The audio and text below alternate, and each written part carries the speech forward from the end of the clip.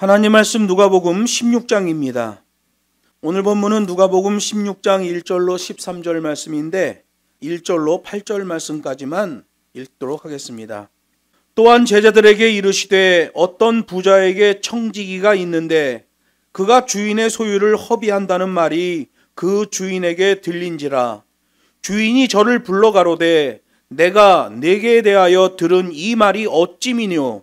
내 보던 일을 셈하라. 청지기 사물을 계속하지 못하리라 하니 청지기가 속으로 이르되 주인이 내 직분을 빼앗으니 내가 무엇을 할꼬. 땅을 파자니 힘이 없고 빌어먹자니 부끄럽구나. 내가 할 일을 알았도다.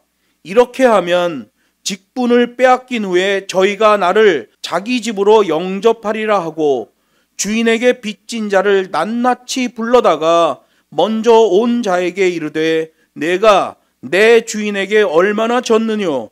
말하되 기름 100마리니이다. 가로되 여기 내 증서를 가지고 빨리 앉아 50이라 쓰라 하고 또 다른 이에게 이르되 너는 얼마나 졌느뇨. 가로되 밀 100석이니이다. 이르되 여기 내 증서를 가지고 80이라 쓰라 하였는지라. 주인이 이 옳지 않은 청지기가 일을 지혜 있게 하였으므로 칭찬하였으니 이 세대의 아들들이 자기 시대에 있어서는 빛의 아들들보다 더 지혜로움이니라. 아멘. 본문 말씀을 가지고 불의함도 의로움도 흐름을 보인다라는 제목으로 하나님 말씀을 증거하겠습니다. 특별히 누가복음 16장에 있는 이 본문의 말씀은 시중에 나와 있는 모든 주석이 다 엉터리로 해석해 놨습니다. 완전히 잘못된 해석을 하는 부분이 바로 이 누가복음 16장 전반부 부분이에요. 하나님의 말씀을 기준으로 이 말씀을 해석하지 아니하고 이쪽 저쪽 눈치를 보면서 성경을 주석해 놓은 게 누가복음 16장 전반부에 있는 말씀이에요. 제가 23가지의 주석을 다 뒤졌는데 전부 다 엉터리로 해석해 놨습니다. 왜 그럴까요? 눈치를 보는 거죠. 이쪽 교단 눈치도 보고 저쪽 교단 눈치도 보고 위에 있는 목사 눈치도 보고 밑에 있는 목사 눈치도 보고 다 눈치를 보는 겁니다. 누가복음 15장에서는 큰 아들의 초위선을 보여주며 책망하는 말씀을 하셨어요. 자기의 이익과 명예가 결부되는 결정적인 분기점에서 이 초위선이 수면으로 떠오르는 거예요. 그리고 그 자의 본색이 드러나는 거예요. 초위선에 빠지면 3가지의 스텝이 나옵니다. 1단계는 거기에 중독돼 자기의 이익의 극대화를 꾀합니다. 초위선에 빠지는 자들이죠. 여러분, 초위선에 빠지는 분야가 몇 개가 있는데 제일 세게 받는 데가 종교계입니다. 종교계에 있는 지도자들이 이 초위선에 빠집니다. 종교 지도자들뿐만 아니라 그런 종교 지도자들에게 가르침을 받은 모든 성도들은 다 이 초위선에 빠지게 돼요. 거기에 중독돼 자기 이익의 극대화를 꾀하는 첫 단계가 나오는 거예요.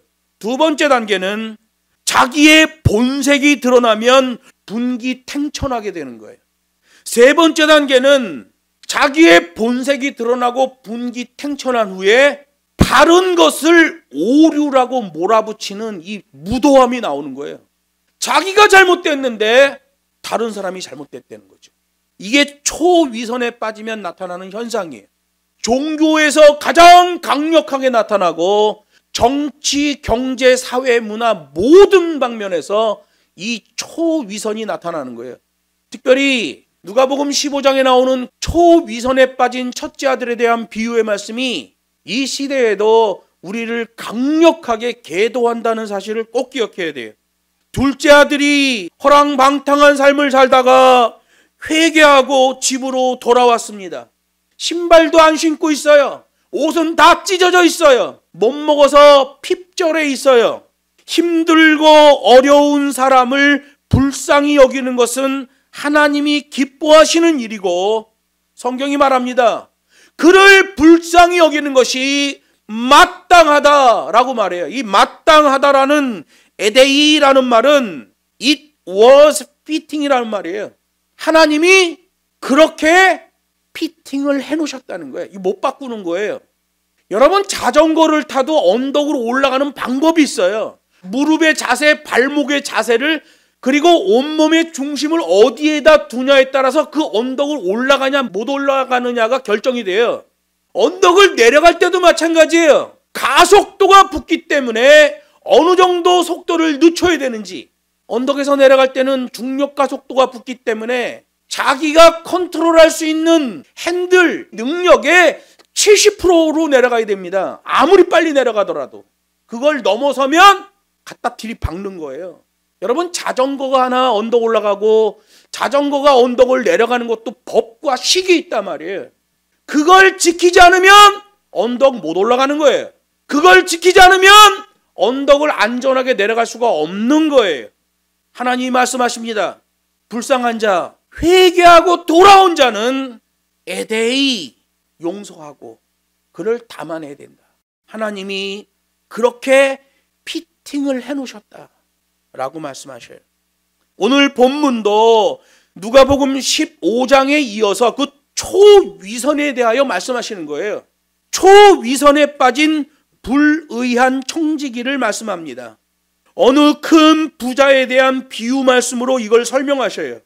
여기 누가복음 16장에 나오는 어느 큰 부자는 개인적인 사무관을 둘 만큼이나 대지주였어요. 16장 1절에 또한 제자들에게 이르시되, 이 또한이라는 말이 15장의 주제를 그대로 가져온다는 말씀이에요. 어느 부자에게 청지기가 있는데, 우리말로는 청지기로 번역해놨지만 개인적 사무관을 말하는 거예요. 땅이 얼마나 많은지 이 부자가 개인적인 사무관을 둘 정도였어요. 이거를 전문용어로 부재지주라고 하는 거예요. 부재지주는 뭐냐면 자기 땅을 어디 지역에 갖고 있는데 땅이 워낙 커. 그래서 그 땅을 다 분할해서 임대해 주고 자기는 아주 좋은 곳에 가서 살고 있는, 그 임대해 준 땅 부근에 살지 않고 멀리 떨어져 아주 낙원 같은 곳에 살고 있는 지주를 부재지주라고 하는 거예요. 오늘 본문에 나오는 이 주인은 원문에 보면 부재지주로 돼 있어요. 땅이 얼마나 큰지 그거 다 소작인들에게 나눠주고 자기는 아주 좋은 곳에 가서 살고, 개인 사무관을 두어 그 빌려준 땅에다 박아놓은 거죠. 본문에서는 이 부재지주의 돈을 관리하는 회계, 부기를 언급하고 돈의 흐름을 기록하는 장부에 대해서도 말해요. 부재지주의 돈을 관리하는 청지기가 주인의 돈을 마구 탕진하고 있었다는 거예요. 주인의 돈을 횡령하고 부실하게 경영하고 소작인들에게는 이자로 갑질을 해대고 있었던 거죠. 자기한테 권한이 주어졌는데 그 권한을 속된 말로 개떡같이 여기고 지 욕심을 위해 살아갔던 거죠. 초위선에 빠진 거예요. 초위선 1단계가 뭐예요? 그것에 중독되어, 그 돈이든 권력이든 그것에 중독되어 자기의 이익의 극대화를 꾀했다는 거예요. 오늘 본문에 나오는 이 개인 사무관, 청지기, 초위선 1단계 현상이 나와졌다는 거죠. 지주는 자신이 들었던 소문을 사실로 여기고 청지기를 책망하며 재산 목록과 장부 문서를 꺼내 보고하라고 했습니다. 여기 성경에 보면 내 보던 일을 세마라 이렇게 되어 있는데, 세만다는 아포도스라는 말은 이런 법적 용어예요. 그의 의무와 법적 정의를 기준으로 총결산을 하고 그 결산 결과를 타인에게 넘기다 이런 말이에요. 그러므로 주인이 했던 이 명령은 이미 주인은 청지기와의 고용관계를 청산하는 절차에 들어갔다는 걸 알 수 있는 거예요. 초위선 1단계에 빠졌다가 돌이키는 불의한 청지기를 말합니다. 자신의 위치와 상태를 파악하고 있어요. 3절에 보면 청지기가 속으로 이르되 주인이 내 직분을 빼앗으니 내가 무엇을 할꼬? 땅을 파자니 힘이 없고 빌어먹자니 부끄럽구나. 자신의 위치와 상태를 정확하게 파악하고 있어요. 여기 3절에서 땅을 파자니라는 말은 육체 노동을 말하고 특히 농사 짓는 일을 말하는 거예요. 엉뚱한 짓을 하다가 해고된 청지기는 앞으로 농사 짓는 것도 구걸하는 것도 두려워하고 있는 거예요. 왜? 정당하지 못한 삶으로 중독된 물질에 오염돼 있잖아요. 흐름이 그렇게 왔어. 여러분, 우리가 어떤 사람을 만나고 어떤 사람을 평가할 때도 그가 과거에 어떤 삶을 살았느냐, 지금 뭘 하고 있느냐를 딱 보면 그 다음에 뭐가 나올 줄 아는 거예요. Y는 X 플러스 1 그러면 그 도표에 기울기가 어떤 값으로 갈 건지가 나오잖아요. 그 앞으로 펼쳐져 있는 시간 속에 그가 어떤 삶을 살 것인지가 뻔하게 나온단 말이에요. 흐름이기 때문에 그래요. 이 해고된 청지기는 스스로 자신의 절망적인 상황에 대하여 재빠르고 약삭빠르게 판단을 하고 있는 거예요. 이것도 이 사람의 불의한 흐름이죠. 여기서 지혜롭게라는 말에 대한 판단을 명확히 할 필요가 있어요. 이 지혜롭게라는 말은 긍정적인 형용사예요. 그런데 이 지혜롭게라는 것이 부정형 형용사로 사용될 때가 있다는 거예요. 이런 거죠. 쟤는 참 일을 잘해. 이 잘한다는 말은 긍정 형용사잖아요. 그런데 잘한다 이러면 이건 부정적인 의미예요. 잘한다, 긍정어죠. 잘한다, 이건 부정어예요. 오늘 본문에 나오는 지혜롭게, 이걸 엉뚱하게 해석하면 누가복음 16장 전반부의 말씀이 다 뒤틀려 버리는 거예요. 하나님의 말씀이 뒤틀려 버리면 교회가 뒤틀려 버리는 거예요. 교회가 뒤틀려 버리면 성도들의 삶이 다 뒤틀려 버리는 거예요. 성경의 맥락에서 보면 그 전에 어떤 일이 있었어요?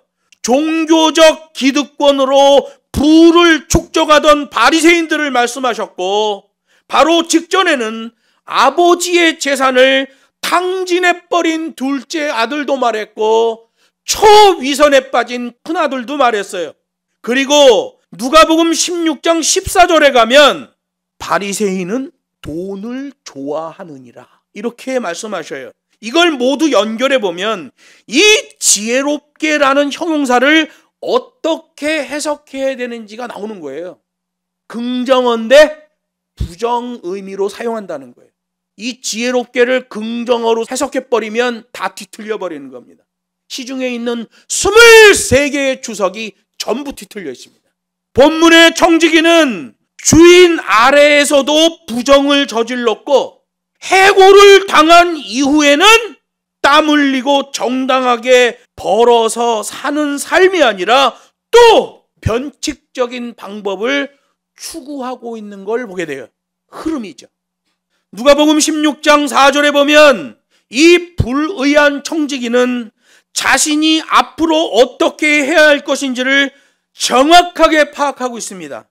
주인의 재산을 엉뚱하게 관리하던 청지기가 스스로 고안해내는 방법이라는 게 또 부정한 방법이에요. 마치 하나님의 소중한 율법을 자신의 이익을 위한 장로의 유전으로 만들고는 흥청망청거렸던 바리새인과 똑같습니다. 그래서 오늘 1절에 또한이라는 단어가 들어가는 거예요. 앞에 거랑 연결이 된 거예요. 초위선에 빠진 바리새인들, 그들의 현상이 이 불의한 청지기에게도 그대로 나타났다라는 말씀이죠. 바리새인들이 어떤 사람들입니까? 회당 집회 후에 종교적 공동 식사를 강조하면서 자기들은 특별식 카슈루트를 차려놓고 먹었던 사람들이에요. 이율배반적이죠. 겉과 속이 달라요. 구원론에 있어서는 이 바리새인들이 마치 선심을 쓰듯이 자기들이 만든 장로의 유전만 잘 지키면 천국은 따놓은 당상이라며 칭송을 받았습니다. 사람들이 좋아하는 거예요. 당신 이렇게만 하면 당신은 천국 따놓은 당상입니다. 아우, 죽어서 천국 간다니까 얼마나 좋아요. 그것 말해주는 종교 지도자가 얼마나 존경스럽고 좋아요. 바리새인들은 그거를 챙겨 먹었죠. 그 칭송을 챙겨 먹었어요. 그리고 돈을 착복했죠. 종교 지도자들이면서 너무 돈을 밝히고 돈을 좋아하다가 책망을 받았던 게 바로 바리새인이에요. 그래서 오늘 본문 바로 다음에 있는 14절에 보면 바리새인들은 돈을 좋아하는 자라. 그래서 예수님이 하신 말씀을 듣고 비웃었다는 거예요. 저 예수란 저것은 지가 돈을 못 보니까 돈 버는 사람 욕하는 거지 라고 예수님을 비웃었다는 거죠. 바리새인들이 이런 범죄를 저지르며 바쁘게 돌아다녔는데 바리새인 스스로는 내가 이렇게 바쁘니 나는 뭔가 굉장히 의미 있는 일을 하고 있어 라고 생각했던 거죠. 자기 스스로는 자기가 굉장히 지혜롭게 행하고 있다는 생각을 했던 거예요. 이 시대 교단 지도자들과 똑같습니다. 온갖 교단 내의 이벤트를 만들고 하루도 쉬지 못하고 그것 쫓아다니느라고 바쁩니다. 자기들은 굉장히 의미 있는 일, 종교적인 일, 정의로운 일을 하고 있다고, 지혜로운 일을 하고 있다고 생각합니다. 그러나 하나님이 보실 때는 범죄예요. 이 시대에도 본문에 나오는 이 불의한 청지기처럼 주인의 재산을 엉뚱하게 관리했던 그 청지기, 거기서 해고된 다음에도 또 자기가 스스로 고안해낸 방법을 따라 부정한 흐름을 보이는 청지기, 이 시대에 하나님의 계명을 엉뚱하게 해석해 놓은 가짜 신학, 그걸 따라가는 신학자들, 목사들 똑같습니다. 불의한 청지기가 고안해낸 방법이 뭐예요? 그동안 불의하게 취하던 이자를 탕감해 주는 일이에요. 5절에서 7절에 나와 있습니다. 여기 5절에서 언급되는 주인에게 빚진 자라고 기록되어 있는 이 사람은 지주의 땅을 임대해 소작농을 할 때 소출의 일정 비율을 지주에게 주어야 하는 생산 변제 채무자예요. 그 주인에게 돈을 빌리진 않았어. 땅을 빌렸어요. 땅을 빌렸는데 거기서 나오는 소출의 절반을 떼어 주인에게 주기로 했다. 그러면 그 소출의 절반을 줘야 되잖아요. 예를 들어서 소출이 1,000만 원이 나왔어요. 그럼 500만 원은 내 거고 주인한테 500만 원을 줘야 하는데, 그런데 우리 애가 이번에 대학을 갔어. 등록금을 내야 돼. 그러면 주인에게 줄 500만 원을 애 등록금으로 줘버렸어. 그러면 그게 범죄가 돼요. 내 소출의 일정 비율을 떼어서 주인에게 주기로 약속을 했잖아요. 계약을 했잖아요. 내가 빌린 돈은 아니지만 일종의 채무예요. 그게 바로 생산 변제 채무라고 하는 거예요. 생산해서 돈을 줌으로써 변제해야 되는 채무라는 거예요. 그런데 문제는 이 소작 계약에 있어서 원지주와 맺는 소작 계약이 있었고, 이건 법적인 거죠. 원 땅 주인하고 계약을 하잖아요. 소출의 얼마를 당신에게 드리겠습니다. 문제는 청지기와도 맺는 불법 소작 계약이 있었다는 거예요. 쉽게 이해하면 이렇습니다. 중국에서는 어떤 사람이 집을 몇 개 잡습니다. 부동산 회사에서 집을 10개 잡았어. 근데 이 사람이 혼자 그 집을 다 쓰는 게 아니잖아요. 자기가 부동산 회사에서 임대해서 다른 사람한테 재임대해 주는 거야. 이걸 얼팡동이라고 그래요. 전기가 1도의 1원인데 얼팡동은 자기가 중간에서 다시 임대해 주면서 전기 1도에 1.3원을 받습니다. 심지어 1.6원을 받는 사람도 있어요. 자기가 전기 만들어서 자기가 파는 게 아니잖아요. 국가 전기망을 이용하는 거잖아요. 근데 얼팡동이 1원짜리 전기를 1.3원에 팔아요. 1.6원에 파는 사람도 있어. 정말 착한 사람은 그 전기 카드를 직접 줘. 임대하는 사람한테. 당신이 전기 사서 당신이 쓰시오. 그러면 내가 그 전기 카드 가지고 가서 은행 가서 사서 꽂으면 전기 쓸 수 있어요. 그러면 1원에 쓰는 거예요. 그런데 중간업자가, 중간 얼팡동이 거기다가 플러스 얼마 해가지고 돈을 먹는 거예요. 자기는 그 집을 한 달에 3,000위안에 빌려놓고 다른 사람한테 빌려줄 때는 5,000위안에 빌려주는 거예요. 이거죠. 소작 계약에 있어서 원주인과 맺는 계약은 깨끗하고 좋습니다. 문제는 그 밑에 있는 사람과 별도의 계약이 존재하는 거예요. 왜? 이 불의한 청지기가 이익을 추구하기 때문에 그래요. 초위선 1단계죠. 거기에 중독되어 자기의 이익을 극대화하려는 이 범죄죠.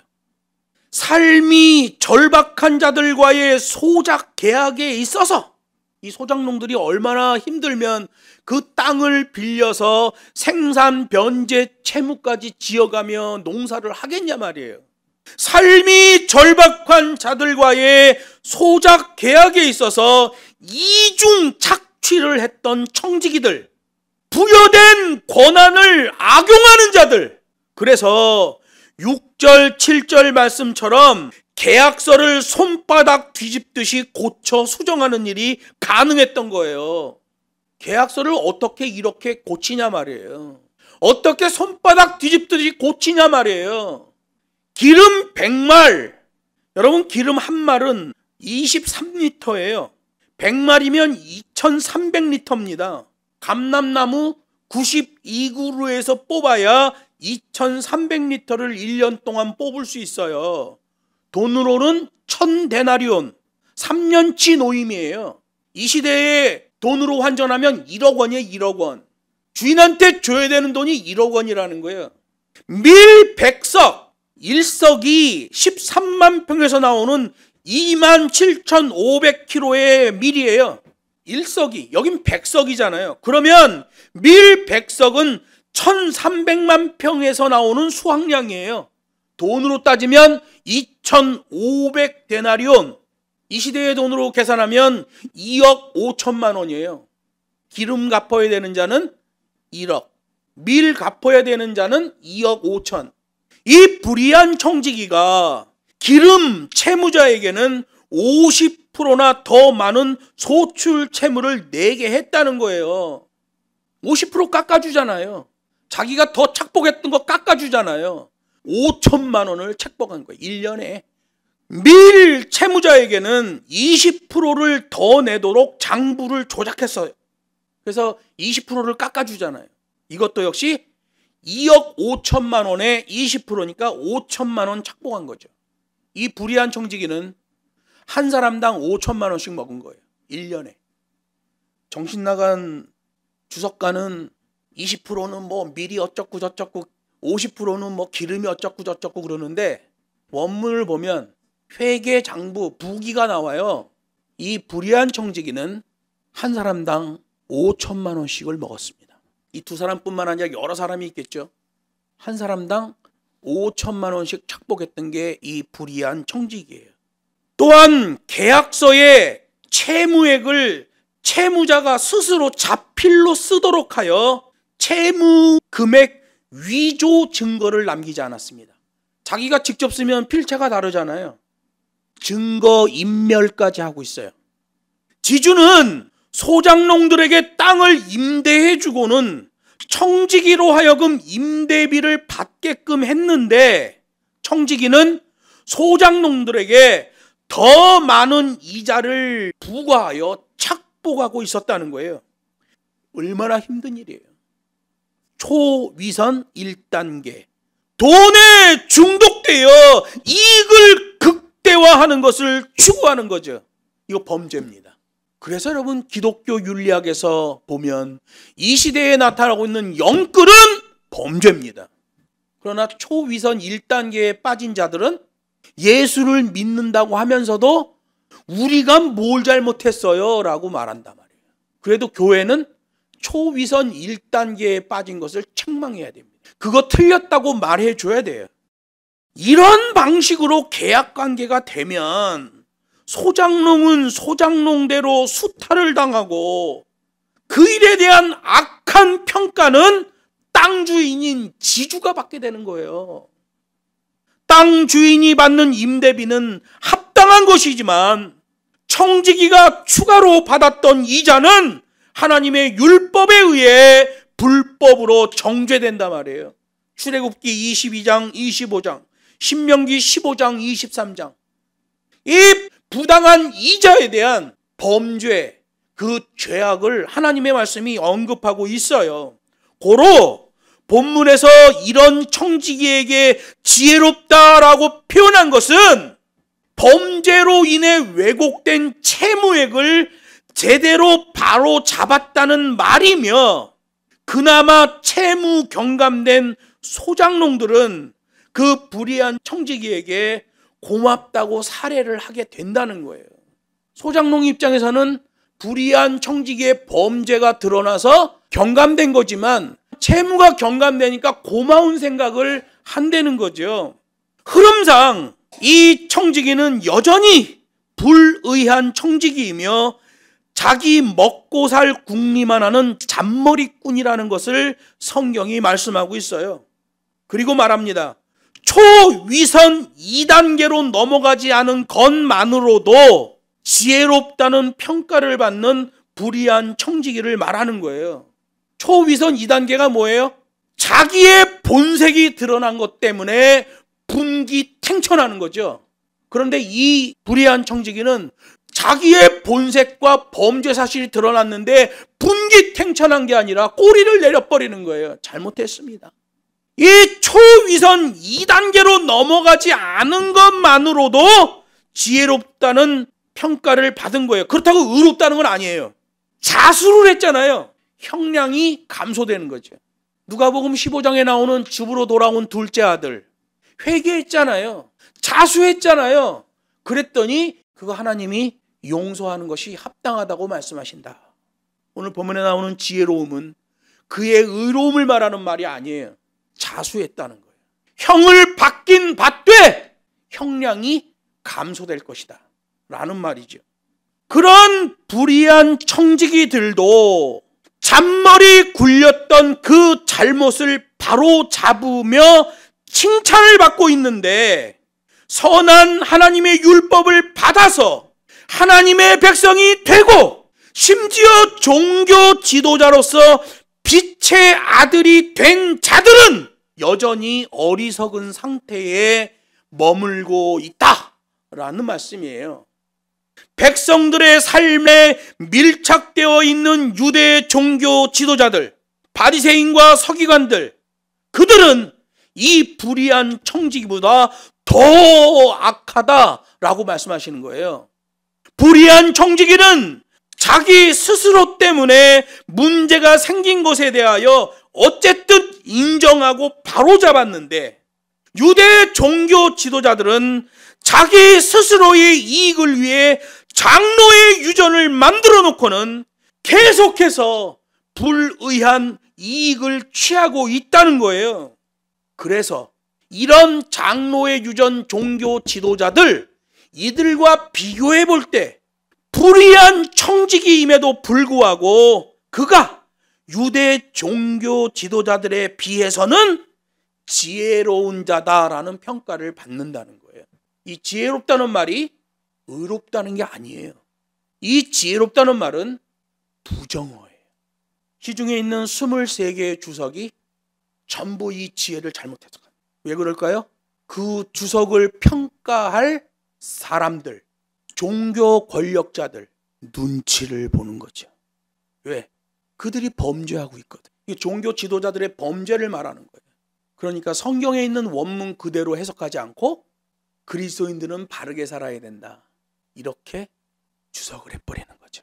이 말씀은 그리스도인들은 자신의 이익을 거두는 것에서는 일반인들보다 더 정직하고 지혜로워야 한다는 말씀이지, 우리 하나님이 불의한 이익을 추구하며 술수를 쓰는 자를 지혜롭다고 하시는 게 아니라 말이에요. 로마서 2장이 말합니다. 하나님께서 각 사람에게 그 행한 대로 보응하시되 참고 선을 행하여 영광과 존귀와 썩지 아니함을 구하는 자에게는 영생으로 하시고, 오직 당을 지어 진리를 쫓지 아니하고 불의를 쫓는 자에게는 노와 분으로 하시리라. 인문주의 양키신학에 물든 23종의 주석, 하나님이 노하시고 분노하시는 거예요. 불의함도 흐름이요, 의로움도 흐름이다.